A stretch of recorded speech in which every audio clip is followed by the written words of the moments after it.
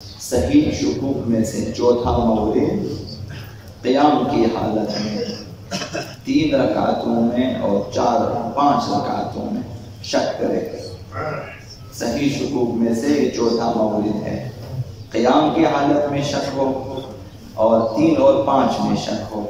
نماز گزار کھڑا ہے اور اسے یہ شک ہے نماز میں قیام کی حالت میں شک ہے کہ یہ میری جو ہے تیسری رکعت ہے یا 5ویں رکعت ہے، تیسری اور 5ویں میں یہاں بھی غور و فکر کے عمل کو دہرانا چاہیے، نماز کو روک کر غور کرنا چاہیے، سوچنا چاہیے کہ یہ تیسری رکعت ہے یا 5ویں۔ اگر فیصلہ ہو جائے، احتمال قوی حاصل ہو جائے، اطمینان حاصل ہو جائے کہ یہ تیسری رکعت ہے تو نماز کو تیسری رکعت کو پڑھیں، پھر چوتھی رکعت مکمل کریں۔ اور اگر اطمینان ہو جائے کہ یہ میری 5ویں رکعت ہے مثلا، یا شک برطرف ہو جائے، اسے پتہ چلے نا یہ میری چوتھی رکعت ہے، ختم نماز چوتھی رکعت ختم۔ اگر شک برطرف نہ ہو، مثلا اگر 5ویں رکعت کا پتہ چلے، بیٹھ جائیں، قیام کو ختم کریں، اس رکعت کو ختم کریں، تشہد سلام نماز ختم اور اس کے مطابق عمل کریں۔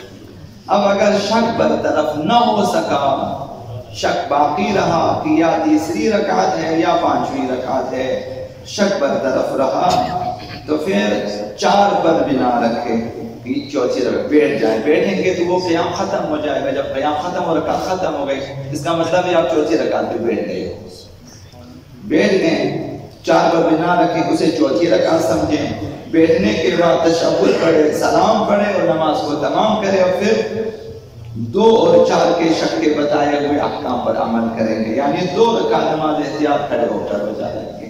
ممکن ہے کہ یہ تیسری رکعت تھی، آپ بیٹھ گئے تو 1 رکعت کم ہو گئی تو 2 رکعتیں نماز کی کم ہو جاتی، تو احتیاطاً 2 رکعت نماز احتیاط 2 رکعت کھڑے ہو کر بجا لیں گے۔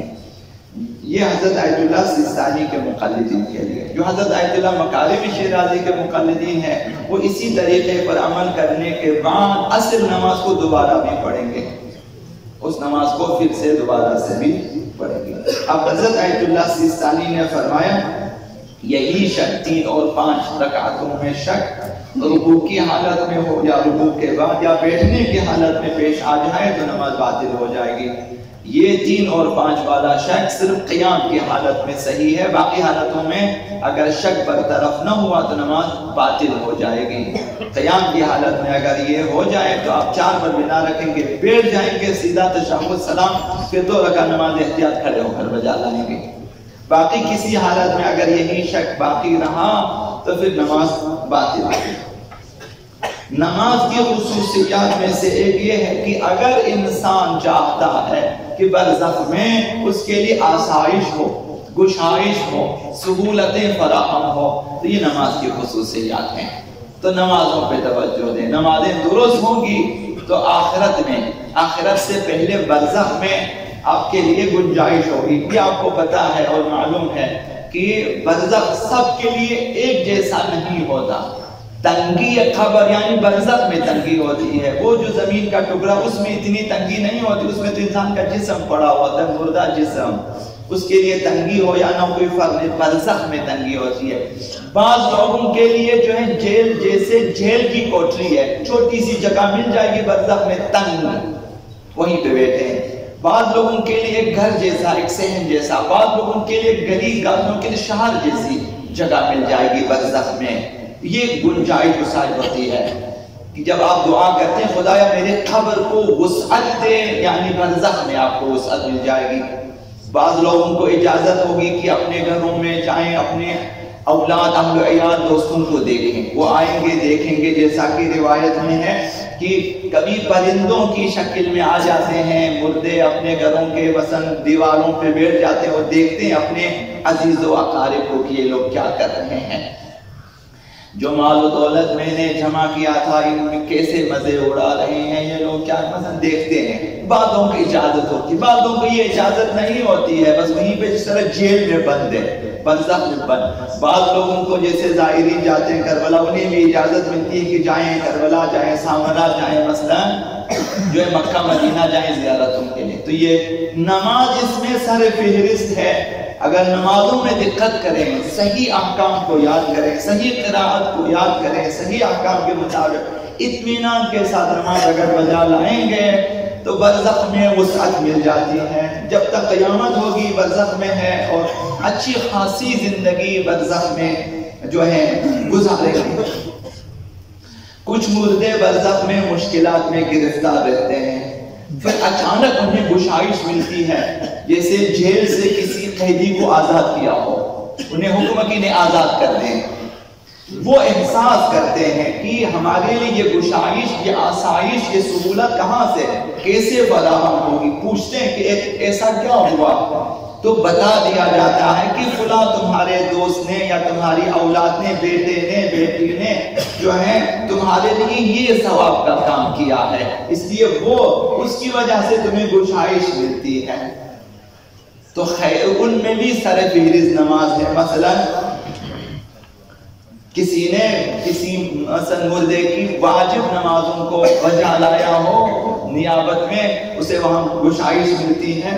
تو یہ سلسلہ، یہ قبض و گشاد، یہ تنگی اور یہ وسعت اول شب قبر سے ہی یہ سلسلہ شروع رہتا ہے.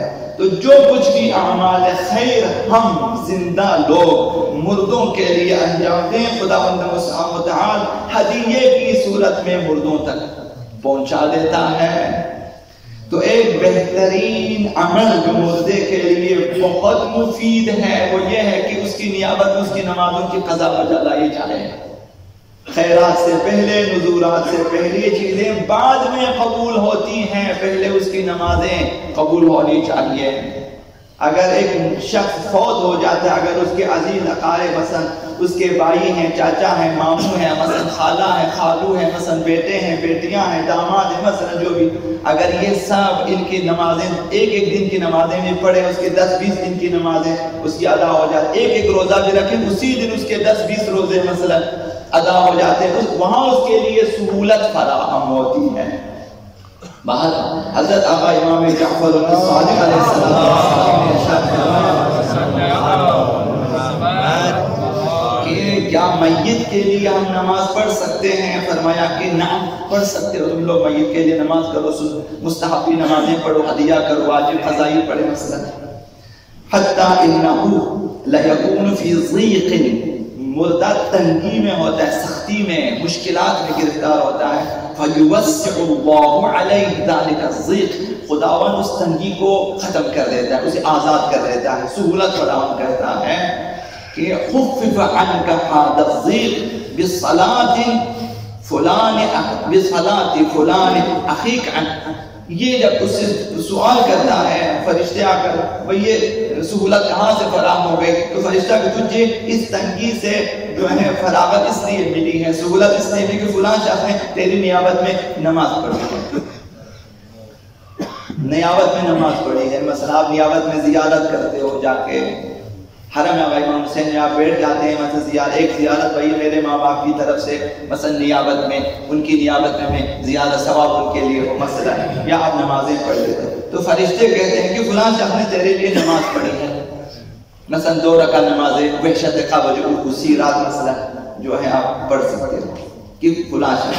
تو راوی نے پوچھا کہ اگر ایسا ہے کہ نماز پڑھنے سے مردے کے لیے وسعت ملتی ہے، کیا 2 مردوں کے لیے ہم ایک نماز پڑھیں تاکہ دونوں کے لیے ہدیہ کریں؟ یہ نماز وحشت نہیں ہے. دوسری جو ہے نفلی نمازیں ان احسان ثواب کے لیے، مردوں کے لیے. تو امام نے فرمایا ہاں ایسا کر سکتے. ان المیت لیفرح بالترحم علیہ والاستغفار، جب میت پہ رحم کیا جاتا ہے، نمازیں پڑھی جاتی ہیں، اس کے لیے استغفار کیا جاتا ہے. جب آپ نماز شب میں جو ہے مثلا نماز وتر کے آپ قنوت میں آپ اس کے لیے دعا کہ اللہم اغفر لفلان، اللہم اغفر لفلان مثلا ایک ایک کا نام آپ لے لیتے ہیں، تو پھر ان کے لیے امام نے فرمایا کہ اس قدر خوشحالی ہوتی ہے مردے کے لیے وہاں پہ.